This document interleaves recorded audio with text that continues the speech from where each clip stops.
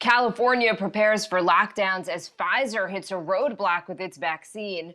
Warner Brothers putting all of its 2021 movies on HBO Max the same day they hit the theaters. Could the 4-day work week become a reality? And Love, Hate, 8, plus your favorite workout songs. Here's what you need to know.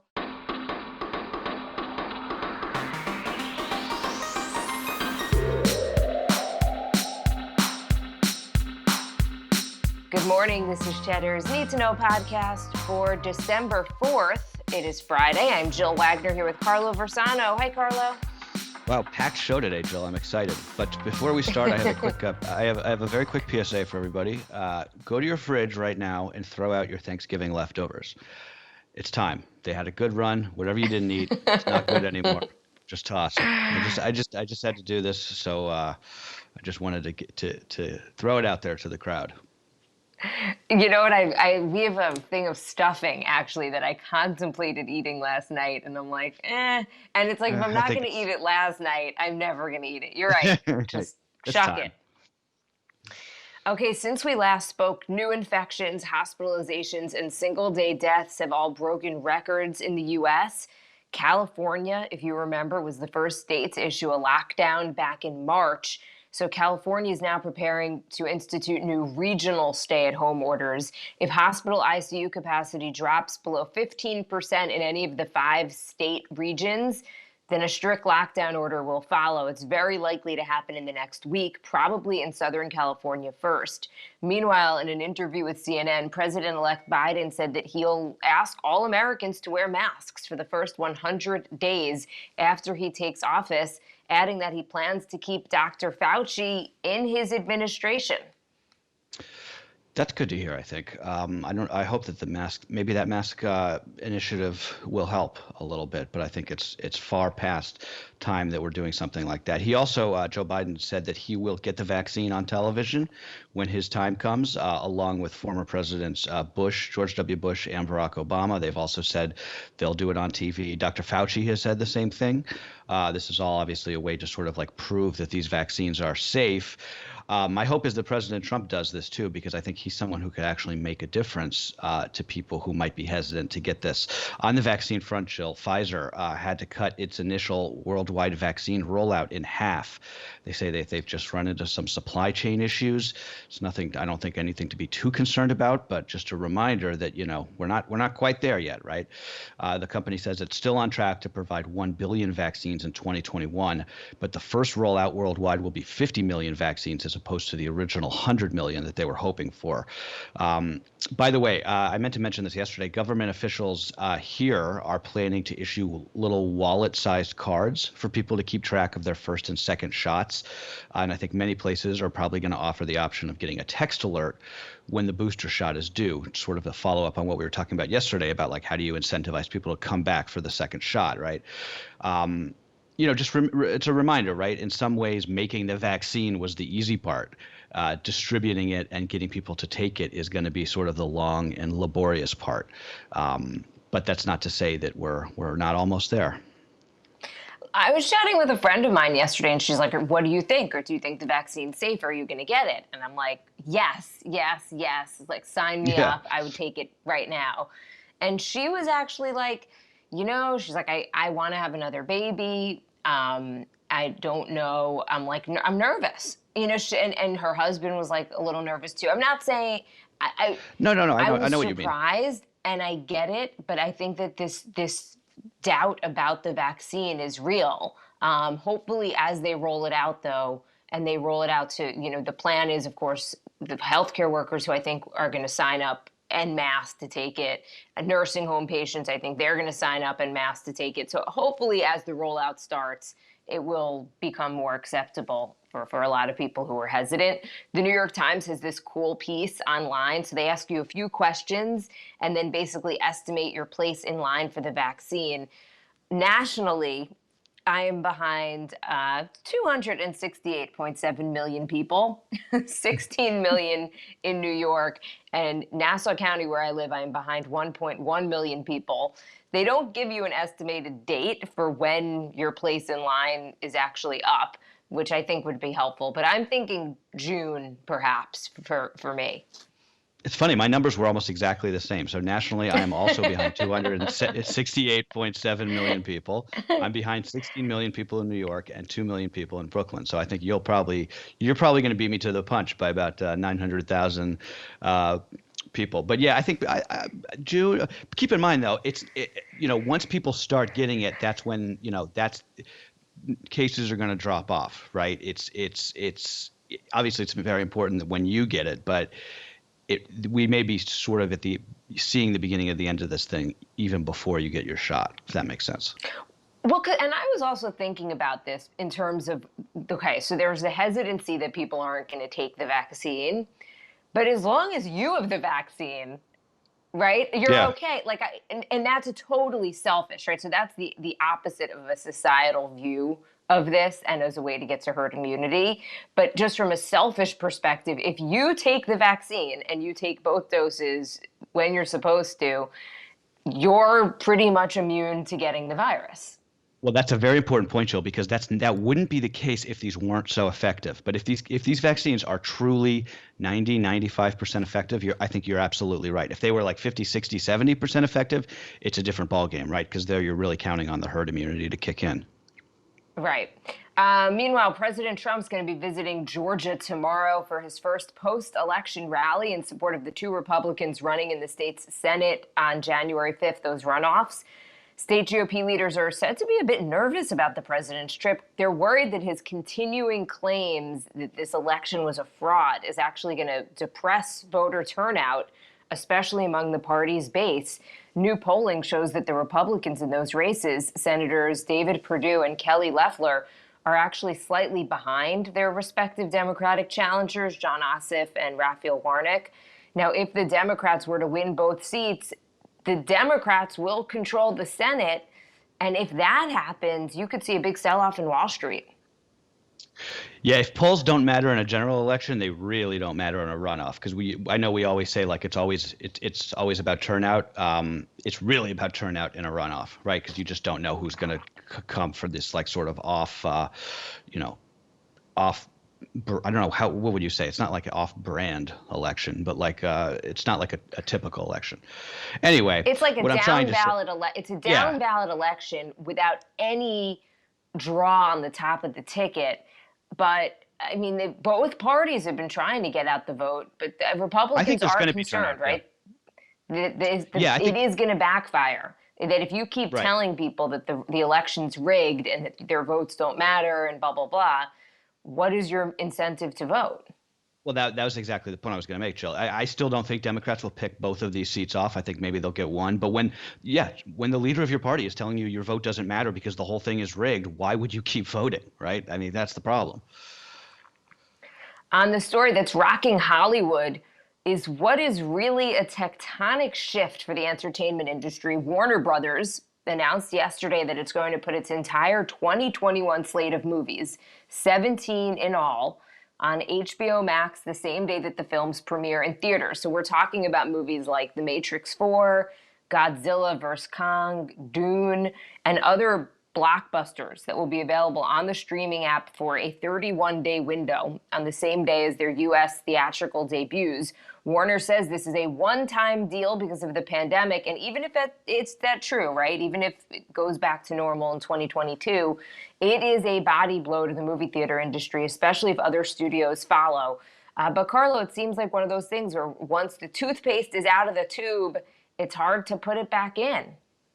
Yeah, that's sort of what I think. I mean, this is huge. You could sort of see this coming when they put Wonder Woman on HBO Max on Christmas, but it's remarkable to actually see this happening. At first, this bummed me out a little bit because my love about going to the movies, and this is not good for the movie theater industry. But the more I've thought about it, I'm sort of all in on it now. I mean, maybe we just have to like pull the Band-Aid off. Consumer choice is a good thing almost always. It may mean the death of sort of like the multiplex as we've come to know it, but maybe this could be really good for smaller or niche theaters. There's an Alamo Drafthouse in Brooklyn that my wife and I used to really love going to in the before times. I love Alamo Drafthouse. I'm a big fan. I know a lot of people don't like it, but I really got into it.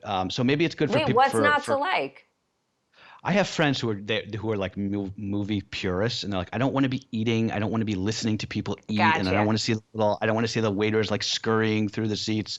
I get that, but I like it. Okay. Um, so yeah, this could be good for them. This could be good for like maybe your local one screen cinema, maybe IMAX, sort of places where the movie experience is really like an event, right? I think in a couple years the movie experience is pretty much going to be like a ticket is $50 probably.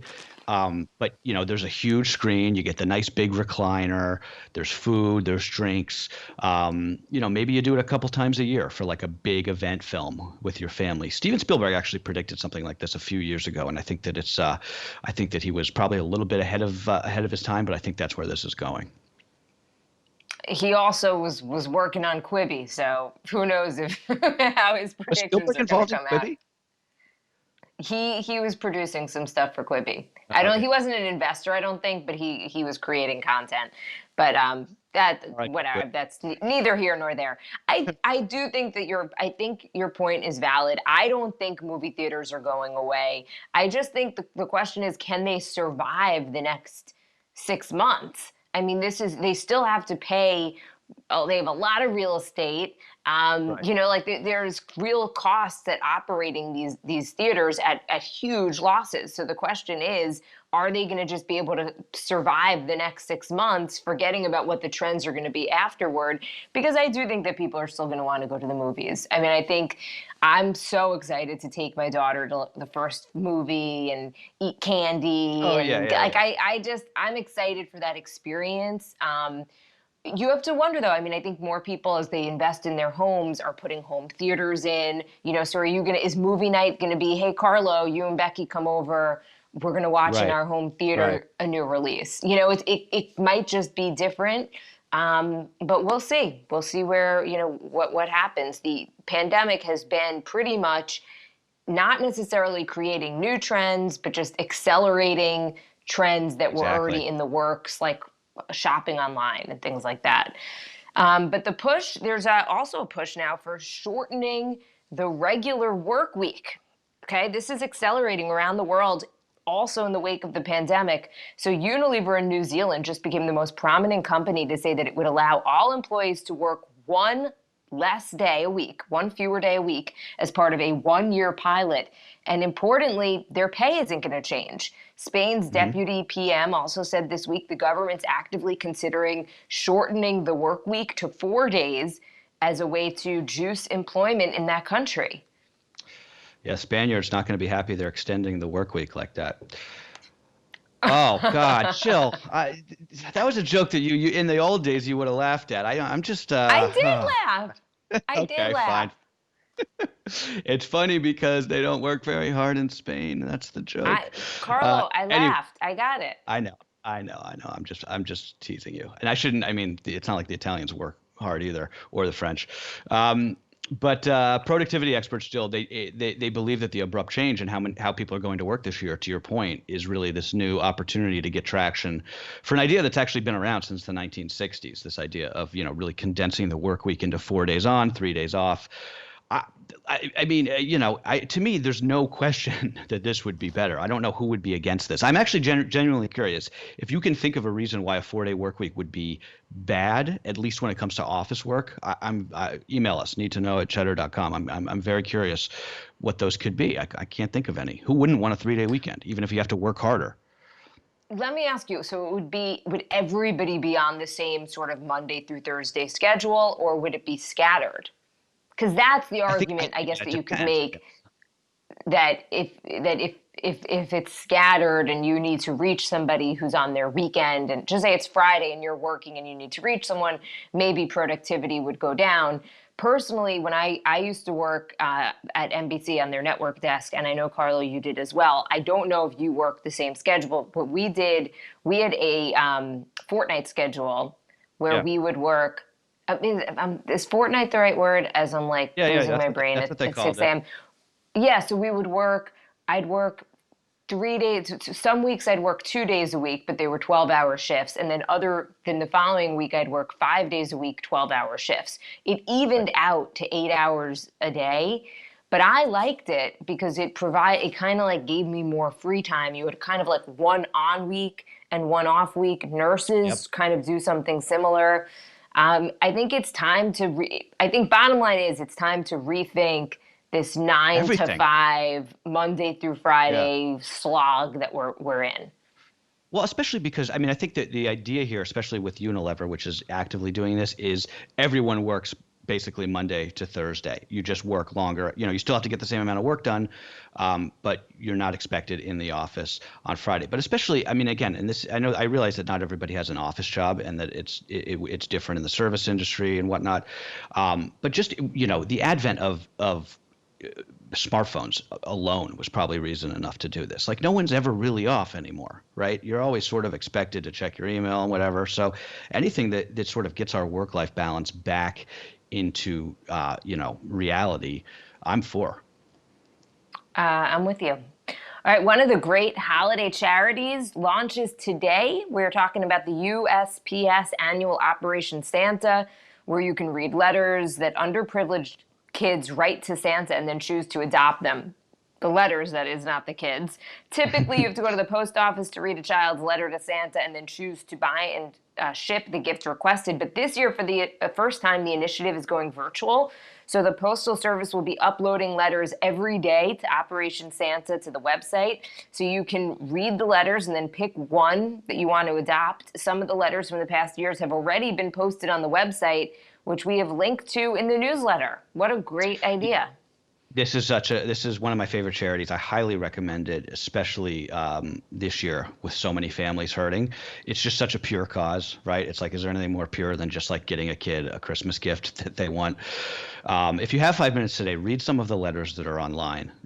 They are heartbreaking, they're touching, they're funny. I want to very quickly read one of my favorites from the Operation Santa website. This is from Logan. This was from last year. He wrote, "Dear Santa, I really hope that you are not mad at me for lying about my test. I really, really, really hope that I'm not on the naughty list. If I'm on the bad list, please let me know how I can be on the good list again. I have never lied to mommy before, and I pinky promise to never do it again.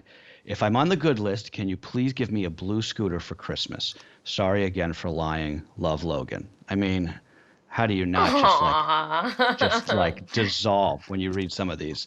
But yeah, a tremendous charity. Highly recommend it. So check that link in the newsletter today. I love it. So then you could just kind of buy it on Amazon or Best Buy or whatever, and then you send it to them? You send it. I mean, how does it? You give it to you send it to them anonymously, so it looks like it's coming from Santa, but the post office sort of acts as the intermediary.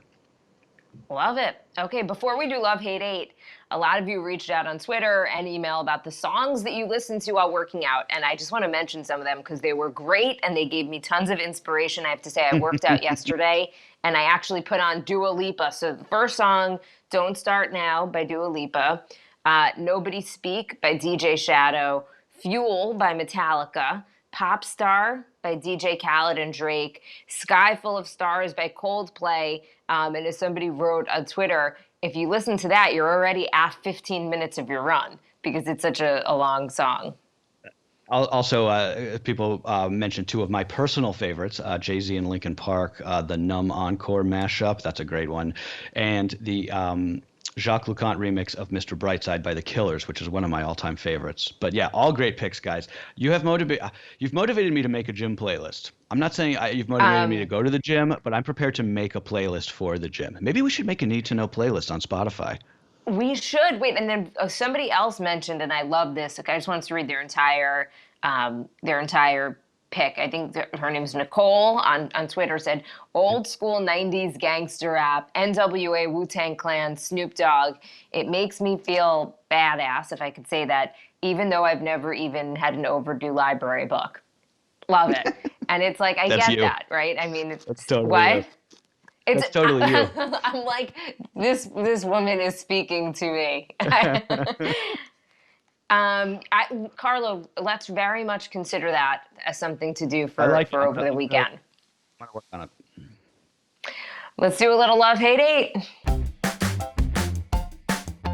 Okay, I'm going to start this week. One thing that we love, Jill. This is a patented Carlo life hack here. knowing somebody who has a printer, which gives you the benefits of printing without the hassle and the cost of actually having to own a printer. The work from home thing, it means that I have not been able to abuse the printing privileges at the office, which is really one of the unwritten benefits of working in an office, I think. Because every once in a while you got to print something. Sometimes it's long. You're not doing that at home. You're gonna do it at the office, right? They have the good printer. They've got the laser jet or whatever it's called. I'm not buying a printer ever out of principle. They don't work. They still break. It's not happening. Well, Carlo, you are in luck because I have a printer. And we actually bought a printer. We never had one. We bought one for our new house, or more precisely, my husband bought a printer for our new house. When he originally told me that he did, I thought he was nuts. I was like, really? Like that you decided to get a printer in the year 2020? I gotta say, it is a game changer. Really? Because you just need to print things Yeah. that are just like, I can't It explain. happens. Things Yeah. have just been coming up that you have to print, and he does it. It takes 1 second. It's like it feels like magic. I would actually say to you, Carlo, do yourself a favor. If printers go on sale, just get yourself Uh, one, because maybe printer actually technology. it's a game changer. Maybe printer technology has gotten better. I just remember in the old, like having one in college, and it's like always broken. And then you got the ink is a total scam. The whole thing feels like a scam to me. But you're right. Every once in a while, something comes up, and you're like, oh God, I got to print that. What am I gonna? I got to go to go to the office to do it. Anyway, that's my love this week. And if you remember office life back in the day, I never was able to even connect to the Cheddar printer. So Oh yeah, anytime I I was your. needed something to print, I'd have to go to you. I'd be like, Carlo, can you send this to the printer for me? Yes. Okay. One thing that we hate, a table that has a bench instead of chairs. We are adults here. We don't need to be climbing over a bench and struggling to get out of it. Why are we reinventing the chair? And I thought of this because I'm currently in the market for a new kitchen table or a new dining room table. And so many of them have a bench on one side and then chairs on the other. And I'm like, you know what? It's so cute. It's like so, country-esque. And then I Yeah, thought, who wants to sit on the side with the bench? I'm just thinking about my parents trying to struggle to get like that's a into the fair point. bench and Yeah. then having to use the bathroom. And I mentioned this to you, and I think you have one, right? I'm sitting on a You bench. have a I'm bench. sitting on a bench right now in the exact way that you said. I've got chairs on the other side of my dining room table, which is also my desk and my wife's desk and everything. And yeah, we've got a bench right here, but it's nice. But fair enough. I mean, we're the only two people in this apartment ever. So if we had, elderly people coming over, I would understand where you're coming from, I think. Or kids. Nobody wants to sit with kids on a bench. Yeah. It looks nice though. I sort of like the look. It is. It's a Um, great look. It's open. It's cute. It's a wonderful look. yeah. Okay. Finally, one thing that we ate: Brussels sprouts. Jill, the most misunderstood vegetable in the world. My wife roasts them with a little lemon garlic tahini on the side. They are delicious. And I was thinking about this when we were having them the other night because I feel like when we were kids, maybe this was just our generation, but there were like foods that were just widely accepted to be gross. Broccoli, Brussels sprouts, lima beans, anchovies. All of those are delicious. When you become an adult, you realize that. I'm trying to think like, are there other ones? Maybe like chopped chicken liver, also delicious. But like when you're a kid, you're like, oh, Brussels sprouts, gross. But they're great. Anchovies were the one that was like, I remember if you had a pizza and anchovies came on it, it was like, like you wouldn't even touch Yeah. the pizza.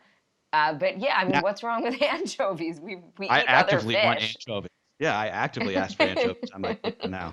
Maybe they're just giving. All right, everybody, that's going to do it for today. That is what you need to know for Friday, December 4th.